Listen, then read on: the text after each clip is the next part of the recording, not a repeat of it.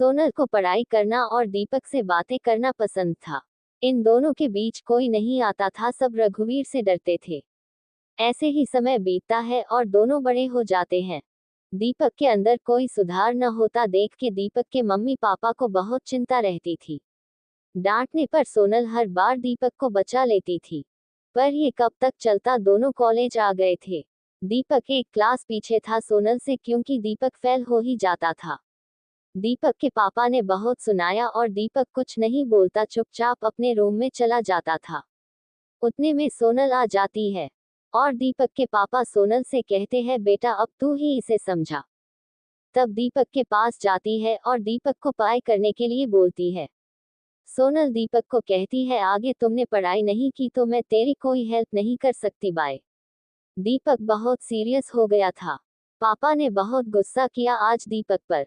दीपक ने सोनल से कहा, यार मुझसे नहीं होती पढ़ाई। सोनल कहती है, मैं तेरी हेल्प करूंगी, हम दोनों साथ में पढ़ाई करेंगे। तो मान जाता है और हर रोज दोनों पढ़ाई करते। सोनल दीपक को पढ़ाई में पूरी मदद से करती। अब दीपक का मन ना होने पर भी सोनल के साथ पढ़ाई करता, क्योंकि दीपक कभी सोनल का दिल नहीं दुखाना चाहता था। सोनल दीपक को बहुत पसंद करती है, बचपन से ही, पर कभी कहती नहीं है, और दीपक भी सोनल को बहुत पसंद करता है। बचपन से दोनों एक दूसरे को पसंद करते हैं, पर कभी एक दूसरे से नहीं कहते। दोनों डरते हैं कहीं हमारी दोस्ती खत्म ना हो जाए और एक दूसरे से दूर ना हो जाए। पर दीपक की मम्मी कभी कभी सोनल को कहती रहती है, बेटा तू ही दीपक का ख्याल रख सकती है, तू मेरे बेटे से शादी कर ले, इस पागल को तेरे अलावा कोई नहीं समझा सकता है। अब दीपक तेरे अलावा किसी और की नहीं सुनता। दीपक की मम्मी बेटी की तरह पसंद करती है। सोनल को शर्म आ जाती है। दीपक की मम्मी कहती है, हर रोज दीपक के पापा इस पर गुस्सा करते हैं।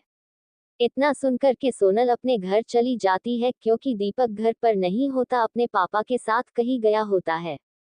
किसी काम से एक दिन कॉलेज की तरफ से घूमने ले जाया जा रहा था। दीपक सोनल से कहती है, हमें भी घूमने के लिए जाना है, तो सोनल कहती है, हाँ क्यों नहीं। सोनल दीपक दोनों का नाम लिखवा देती है। दोनों अपने घर पर कहते हैं जाने के लिए, पर दीपक के पापा नहीं जाने देते दीपक को।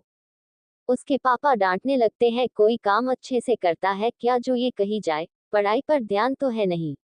तभी सोनल आ जाती है और दीपक के पापा से कहती है, अंकल जी दीपक को मैं हूँ और दीपक पढ़ाई पर अच्छे से ध्यान देने लगा है। आप दीपक को मेरे साथ जाने दो, अब आपका बेटा कभी फेल नहीं होगा, मुझे यकीन है। सोनल की बात सुनने के बाद दीपक के पापा राजी हो जाते हैं। इतना कहे कि सोनल उसके के रूम में चली जाती है और दीपक को उठाने लगती है। कहता है, कुछ देर और सोने दे यार। सोनल कहती है, नहीं हम दोनों लेट हो जाएंगे। फिर दीपक उठ जाता है और जल्दी से तैयार होने लगता है, क्योंकि दीपक सोनल का हर कहना मानता है, और जल्दी कॉलेज की ओर जाते हैं। दोनों कुछ ही टाइम बाद कॉलेज पहुंच जाते हैं। कुछ देर और लेट करते तो सब निकल जाते। सोनल दीपक को मारने लगती है, क्योंकि सब बस में बैठ गए थे, सिर्फ सोनल और दीपक का ही इंतजार कर रहे थे। दोनों भी जल्दी से बस में बैठे जाते हैं, सब मौज मस्ती करते हैं और गाना गाते हैं। दीपक और सोनल को सबसे पीछे की सीट मिलती है।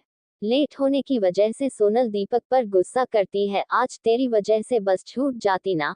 तब दीपक कहता है, यार सॉरी। सोनल मान जाती है और बातें करने लगती है। सोनल को नींद आने लगती है और दीपक अपने फोन से गाने सुन रहा होता है। सोनल खिड़की के पास ही बैठी होती है और खिड़की पर सर रख के सो जाती है। जैसे जैसे बस हिलती है वैसे वैसे बार बार सोनल उठ जाती है। तब दीपक देख लेता है और अपने कंधे पर सोनल का सर रख देता है।